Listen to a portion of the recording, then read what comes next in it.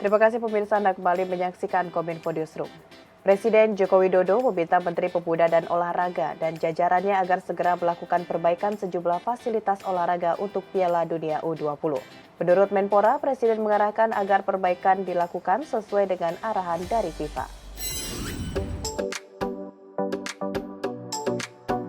Federasi Sepak Bola Dunia telah meluncurkan logo resmi Piala Dunia U20 tahun 2023 yang akan berlangsung di Indonesia.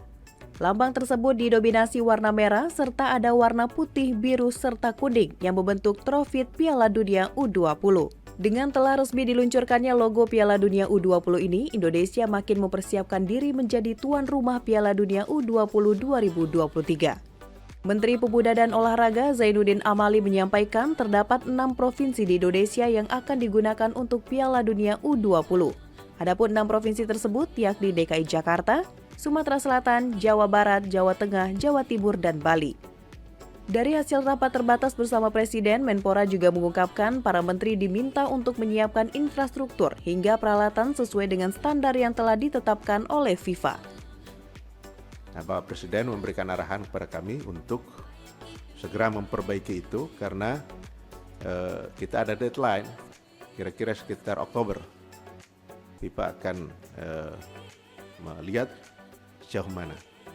Tapi pada keseluruhannya, FIFA menilai bahwa komitmen pemerintah, baik Bapak Presiden maupun menteri-menteri terkait. Seperti diketahui, Indonesia akan menjadi tuan rumah Piala Dunia U20 pada tahun mendatang, yang berlangsung mulai 20 Mei sampai dengan 11 Juni 2023. Indonesia sejatinya ditunjuk jadi tuan rumah pada tahun 2021, namun Piala Dunia U20 2021 dibatalkan karena pandemi dan Indonesia tetap dipilih menjadi tuan rumah tetapi digeser ke tahun 2023.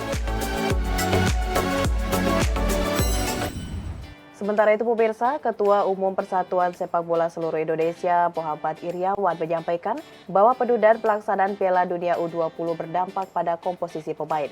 Sejumlah pemain yang semula dipersiapkan untuk berlaga di tahun 2021 tidak lagi memenuhi persyaratan umur untuk berlaga di U20 pada tahun mendatang. Sehingga PSSI menyiapkan tim baru yang secara regulasi umur memenuhi syarat untuk berlaga. Ketua PSSI Muhammad Iryawan menyebutkan hingga saat ini pemerintah mendukung penuh segala hal yang berhubungan dengan proses persiapan atau technical center pemain U20. Terlebih saat ini timnas U20 akan bersiap mengikuti Piala Dunia U20. Bentuk perhatian pemerintah tersebut salah satunya dapat dilihat dari prestasi yang telah diraih oleh anggota timnas U20 tahun 2021. Di mana beberapa pemain yang telah senior saat ini telah mengepakkan sayap di beberapa negara. Untuk persiapan Piala Dunia U20 tahun 2022, Ketua PSSI Muhammad Iryawan meminta dukungan anggaran agar TC dapat berjalan lancar, baik itu di dalam negeri maupun luar negeri. TC direncanakan akan dilakukan di Turki, Spanyol, dan Belanda. Kami melaporkan kepada Presiden bahwa sebelum U20 sekarang yang ada, tahun 2021 sudah ada U20 yang sekarang sudah ke senior. Itu cukup baik hasilnya yang dilakukan TC baik di Kroasia, Turki maupun di Thailand. Ya, di mana di antara pemain yang sudah sekarang lewat umurnya, hampir 60% mereka bermain di pemain senior dan juga di klub. Dan 5 orang bermain di Liga Eropa dengan Asia, Asnawi, Ekan Bagot, Etan, Wegi, dan sebagainya. Di mana kami menyampaikan terima kasih kepada Pak Presiden melalui Pak Menpora karena kami di backup atau dibantu biaya seluruhnya untuk melaksanakan TC.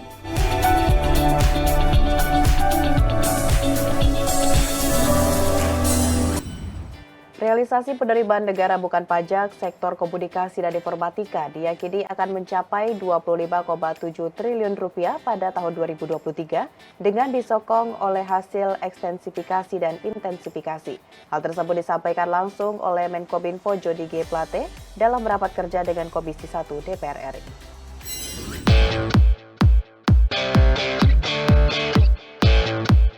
Kementerian Komunikasi dan Informatika menargetkan penerimaan negara bukan pajak dari sektor komunikasi dan informatika mencapai 25,7 triliun rupiah.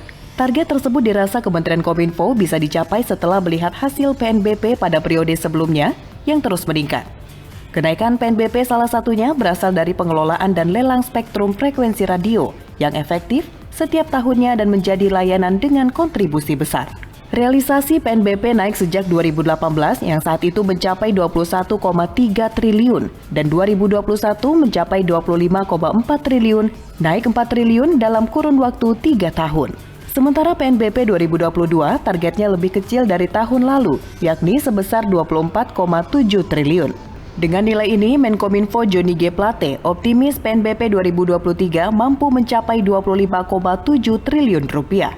Di tahun 2022 ditargetkan PNBP Kominfo mencapai 24,7 triliun. Namun demikian, perlu dicatat bahwa target tersebut masih berpotensi mengalami kenaikan karena adanya kemungkinan lelang spektrum frekuensi baru yang akan kami lakukan di tahun ini.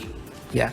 Dan di tahun 2023, Kominfo menargetkan penerimaan negara bukan pajak sebesar 25,07 triliun. Ini setelah mengalami beberapa peningkatan baik melalui rencana ekstensifikasi maupun intensifikasi PNBP. Informasi lainnya pemirsa, Sekjen Kemensos RI Hari Hikmat mengungkapkan dari 20,65 juta keluarga penerima manfaat, progres penyaluran bantuan langsung tunai BBM hingga 7 September 2022 tercatat sudah 83.608 yang telah diterima bantuan langsung tunai BBM. Untuk provinsi yang sudah menyalurkan BLT BBM terbanyak yaitu Jawa Barat, sebanyak 26.549 keluarga penerima manfaat. Sementara provinsi dengan penyaluran bantuan langsung BBM paling sedikit adalah Papua Barat, hanya 3 KPM. Untuk tetap menjaga daya beli masyarakat di saat kenaikan harga BBM, pemerintah menggunakan 3 skema kebijakan yakni pemberian bantuan langsung tunai BBM, bantuan subsidi upah, dan subsidi transportasi. Sekjen Kemensos RI Hari Hikmat mengungkapkan, progres penyaluran bantuan langsung tunai BBM hingga 7 September 2022 tercatat sudah 83.608 keluarga penerima manfaat telah menerima BLT BBM. Jawa Barat menjadi daerah dengan penyaluran BLT BBM tertinggi yakni sebanyak 26.549 KPM. Sedangkan Papua Barat menjadi provinsi yang masih rendah pendistribusian BLT BBM yakni baru sebanyak 3 KPM. Adapun hambatan dalam pendistribusian BLT BBM tersebut diantaranya lokasi yang sulit dijangkau oleh petugas Pos Indonesia. Namun, pemerintah akan terus mengupayakan agar BLT BBM dapat segera diterima oleh masyarakat, serta akan terus dilakukan pemantauan agar tepat sasaran. Di daerah-daerah khusus ini nanti perlu pemantauan secara ketat ya, karena pos juga bukan berarti tanpa tantangan. Walaupun pos punya kantor pos cabang di berbagai pelosok, tetapi menghadapi daerah-daerah yang sulit dijangkau juga menjadi bagian, tidak hanya di Papua, sudah tentu ada di Kalimantan, Kepulauan Maluku, dan sebagainya. Ya, ini butuh effort yang luar biasa. Jadi kalau kita lihat perjuangan teman-teman pos, misalkan harus menyeberangi pulau dengan ombak yang besar, itu sangat berisiko atas keselamatan para petugas pos. Ya, atau berangkat dengan menggunakan pesawat, ya, baling-baling satu, pesawat kecil dalam cuaca yang tidak berdamai.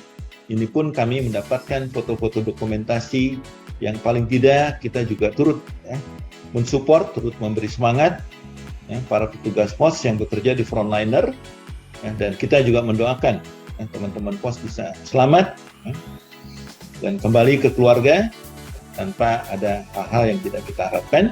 Dengan juga bantuannya sudah sampai kepada para penerima manfaat yang berhak.